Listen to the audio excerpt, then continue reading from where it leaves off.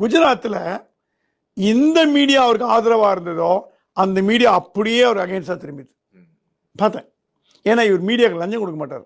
இவர் இதுக்கு முன்னாடி நான் சொல்கிறேன், மன்மோகன் சிங் இருந்த வரைக்கும் ஐக்கிய நாடுகள் சபையில் மன்மோகன் சிங்கோ ராஜீவ்காந்தியோ யார் பிரதமராக பேசினாலும் அந்த பிரதமர் விமானத்தில் ஒரு 80 பத்திரிகையாளர்கள் இலவசமாக ட்ராவல் பண்ணுவாங்க.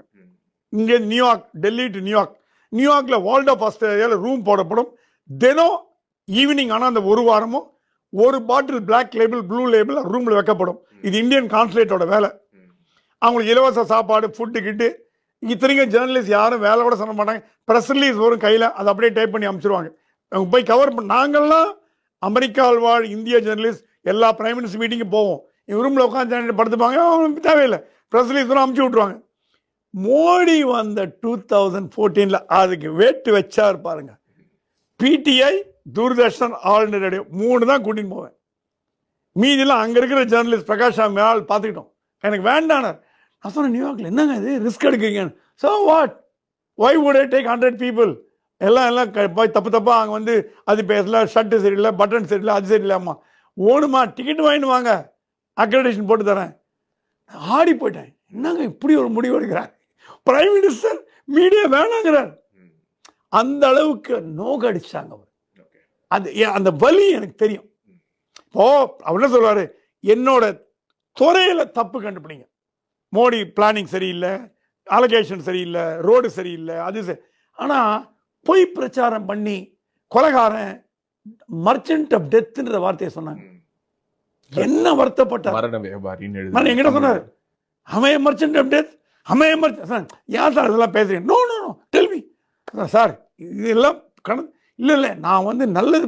அந்த அவருக்கு அந்த மனசுல அந்த வலி நல்லா தெரிஞ்சது. ராஜவேல் நல்லா தெரிஞ்சது. ஏன்னா அவர்கிட்ட கரப்ஷன் கிடையாது. புகையில கூட பார்க்க கூட போட மாட்டார். நாங்கெல்லாம் அந்த சாப்பிட்டா ஹோட்டலில் அந்த சுப்பாரி எடுத்து போடுவோம்ல, சுப்பாரின்னா தேங்க்யூ பாரு, நான் சுப்பாரியோட போட மாட்டேன். ஒரு கெட்ட பழக்கமே கிடையாது. எங்கான பார்ட்டிக்கு போனால் கூட ஒயின்லாம் சாப்பிட்டா கூட ஐ வில் டேக் சோடாம்பார், இல்லை ஏதாவது ஒரு ஆப்பிள் ஜூஸ் சாப்பிட்றாரு. நான் சொல்கிறேன், இப்போ இல்லை, சீஃப் மினிஸ்டராக இருக்கும்பொழுது. அதுக்கும் முன்னாடி வேர்ல்ட் ஆஃப் ஆஸ்திரேலியாலாம் போனாங்கன்னா அந்த பார்ட்டிலாம் அவர் கூப்பிட்டு போனால் எல்லாம் ஒரு மாதிரி பார்ப்பாங்க, இவர் மட்டும்தான் ஜூஸ் சாப்பிட்றாரு, மற்றவங்களாம் ஒயின் ஸ்காட்ச் எடுத்துக்கிறாரு. அப்படி ஒரு எந்த ஒரு பதவி ஆசையும் இல்லாமல், பொருளாசையும் இல்லாமல் அவரால் முடிஞ்சதை பண்ணுறவருக்கு என்ன ஒரு அட்டாக், என்ன ஒரு பிரிக் பேன். ஆனால் மீடியாக்கள் ஃபேராக இருக்கு, ஆனால் இந்தியாவில் கிடையாது. பர்ச்சேஸ்டு மீடியா, அதான் பிரச்சனை. கிட்டத்தட்ட 10 வருடம் தொடர்ந்து 3 தேர்தல்கள் வென்று வந்த ஒரு சாதனையை நேரு அவர்கள் செய்த அந்த சாதனையை சமன்படுத்தியிருக்கிறாரு. ஸோ இப்படியான விஷயங்கள் செய்தும் கூட நீங்க சொன்ன மாதிரி நிறைய அட்டாக்ஸ் இருக்கு. ஆனால் அதை தாண்டி உண்மையாகவே உங்களுடைய நண்பர் மோடி அப்படிங்கறதெல்லாம் ஒதுக்கி வச்சுட்டு, நண்பன் சொல்லாதீங்க, அவர் பிரதமர். ஓகே, இல்ல பிரதமர் ஒரு காலத்துல நண்பர், ஒரு காலத்துல பிரதமர். ஓகே, உங்களுடைய சரி எப்படி பார்த்தாலும் என்னைக்கும் அவர் உங்களுக்கு நண்பர் தான் வச்சுப்போமே. ஹவ் யூ சி லைக் வெளியிலிருந்து நீங்க ஏன்னா கிட்டத்தட்ட உங்களுடைய ஜேர்னலிசம்ங்கிறது கிட்டத்தட்ட 50 ஆண்டு காலத்தை நெருங்கிட்டீங்க. 76 if you are counting from 76, ஒரு 50 ஆண்டுகளை நெருங்கி போயிட்டு இருக்கீங்க. எவ்வளவோ அரசியல் தலைவர்கள் பார்த்திருக்கீங்க. உண்மையாகவே மோடி இந்தியாவை வளர்ச்சி பாதையை நோக்கி எடுத்துட்டு போயிருக்காரு அப்படிங்கிறத உங்களால உணர முடியுதா? மற்ற தலைவர்களை கம்பேர் பண்ணும் பொழுது அதை நீங்க எப்படி இவரை தனித்து எப்படி பாக்குறீங்க? எவ்வளோ பிரதமர்களை பார்த்துருக்கோம். ஓகே, முதல் பிரதமர் ஜவஹர்லால் நேரு 17 ஆண்டு காலம் பிரதமராக இருந்தார். 17 years.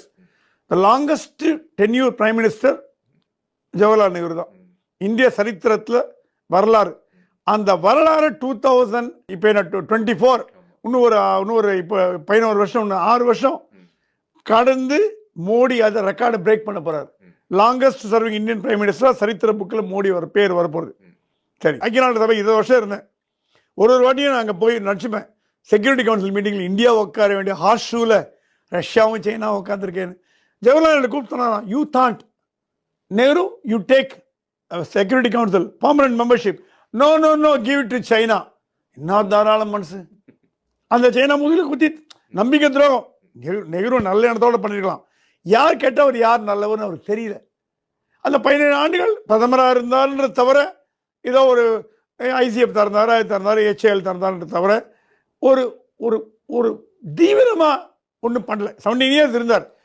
ஒரு எக்ஸ்டெண்டட் ஒரு பிரிட்டிஷ் ரூல் மாதிரி இருந்தது. ஆனா மோடி 10 ஆண்டு காலத்துல தலைகளை தூக்கி போட்டார். சர்வன் மேட் யூபிஐ யூஸ் பண்றா, சேலரி கொடுக்கட்டுமா, நான் வேணாப்பா யூபிஐல அனுப்புவேன். என்னம்மா எனக்கு ஜிபே இருக்குது, அமெரிக்காவில் என் ஃப்ரெண்டு வந்தார் இப்போ போன வாரம், ஒரு டாக்டர். அமேஸ்னார். என்ன டாக்டர்னு. ஒரு இளநீர் வாங்க போனேன், ஃபேஸ்புக்கில் போட்டார் இளநீர் சாப்பிட்ற மாதிரி. இளநீர் வாங்க போனேன், 50 ரூபா கொடுத்தேன், வாங்க மாட்டேன்னா. Scan barcode. அமெரிக்காவில் நியூயார்க்கில் இல்லை சார் இதெல்லாம், நான் இன்னும் டாலர் தான் கொடுக்குறேன் அப்படின்னாரு. எனக்கு பெருமையாக இருந்தது. இந்தியாவை வந்து வல்லரசாக மாற்றணுங்கிறது இராணுவத்தினால மட்டும் வல்லரசாக மாற்ற முடியாது. எக்கனாமிக் இண்டிபெண்டன்ஸ், டிமாண்டேஷன் கத்துனீங்க. என்ன ஆச்சு இப்போ? தீவிரவாதம் குறைஞ்சிடுது. ஏன்னா அந்த பாகிஸ்தான்லேருந்து அடிச்சு நோட்டு அடிச்சு வரதெல்லாம் காலியாக போச்சு. பட் ஜியோ பாலிட்டிக்ஸ் நீங்கள் நிறைய பேசக்கூடியவர், அதனால கேட்குறேன். ஜியோ பொலிட்டிக்கலாகவும் இந்தியாவினுடைய அந்த உள்கட்டமைப்பு, அதே மாதிரி இந்தியாவினுடைய பாதுகாப்பையும் வலுப்படுத்தியிருக்காரு அப்படிங்கிறதும் ஒரு நிதர்சனமான உண்மைதானே. 62ல் இந்தியாவில் உணவு பஞ்சம் ஏற்படுத்து. சி சுப்பிரமணியம் தான் உணவு அந்த இது தொழில் அமைச்சர். இதோ கொண்டாந்தார் green revolution, MS Swaminathan. PL 480 ஸ்கீம்லேருந்து அமெரிக்காலேருந்து கோதுமை கப்பலில் வரும். நம்ம ஜனங்களாம் காத்துட்டு இருப்பாங்க. பிச்சை, ஓப்பனாக சொல்லணும்னா அமெரிக்கா போட்ட பிச்சை, அந்த கோதுமையை வாங்கி ரேஷனில் கொடுப்பாங்க. இப்போ எப்படி இருக்கு இந்தியா? எக்ஸ்போர்ட் பண்ணுறது ஃபுட் கிரெயின்ஸ் உலகம் முழுக்க இந்தியாவுக்கு போகிறது. மோடி வளர்ச்சின்னு சொல்ல மாட்டேன், இந்தியாவோட வளர்ச்சி. ஆனால் அதே நேரத்தில் அப்போ வந்து அமெரிக்கா கை கட்டி இருந்தோம். அப்படி அதை எதிர்த்து யார் தெரியுமா? மோடிக்கு முன்னாடி இந்திரா காந்தி, ரிச்சர்ட் நிக்சன் 1977 வார், இந்தோ பங்களாதேஷ் பாகிஸ்தான் வாரும் போது நிக்சன் சொன்னாங்க, 7th Fleet அனுப்பேன், கெட் லாஸ்ட் இருந்தாங்க. ஹென்ரி கிறிஸ்டன் கிட்ட சொன்னார், நான்ப்பா இந்த பொம்பளை இவ்வளோ ரவுடியாக இருக்குது, நிக்சனே தூக்கி போட்டுச்சு. அந்த மீட்டிங்கில் வாக் அவுட் பண்ணாங்க இந்திரா காந்தி. அவங்கள மாதிரி ஒரு பிரைம் மினிஸ்டர் வராது. அவங்க போராட்டக்கணும். மோடி அப்படி இல்லை, ஜியோ பாலிட்டிக்ஸை கரைச்சி குடிச்சார். அமெரிக்காவா சாங்ஷன் போடுறியா போட்டுக்கோ, நான் ரஷ்யாவிலேருந்து ஆயில் வாங்குறேன், நீ தடுக்க முடியாது. அமெரிக்காவோடையும் ஃப்ரெண்டு, ரஷ்யாவோடையும் ஃப்ரெண்டு, சைனாவோடையும் ஃப்ரெண்டு, உக்ரைனோடையும் ஃப்ரெண்டு.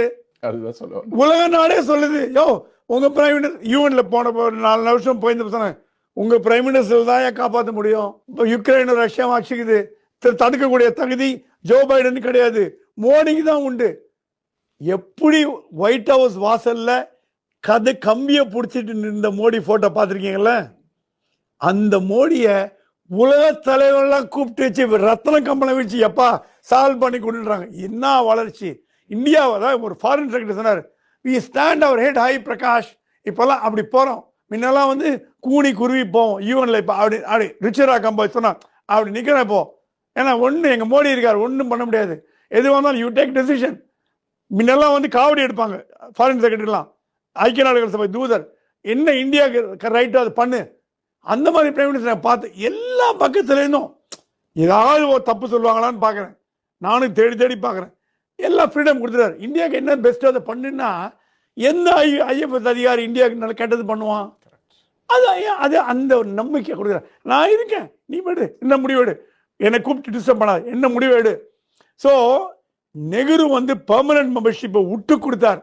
அந்த பெர்மனன்ட் மெம்பர்ஷிப்பை வாங்காம மோடி பிரதமர் பதவியிலிருந்து இறங்க மாட்டார்னு அடிச்சு சொல்ல முடியும். உலக லெவலில் ஒரு சாதனையா ஐக்கிய நாடுகள் சபையில் P5ங்கிறது P15 மாற்றி பிரேசில் எல்லா கண்ட்ரியும், ஆப்பிரிக்காவில் ஒரு கண்ட்ரி, இந்தியா நிரந்தர உறுப்பினர் பாதுகாப்பு சபையில் வராம மோடியோட வெளிநாட்டு கொள்கை நிறைவேறாது. அவருக்கு எங்களுடைய பிறந்தநாள் வாழ்த்துக்களை தெரிவித்துக் கொள்வது ரொம்ப சந்தோஷப்படுறேன். இன்னும் ஒரு 50 ஆண்டு காலம் வாழ்ந்து இந்தியாவுக்கு நல்லது பண்ணணும்னு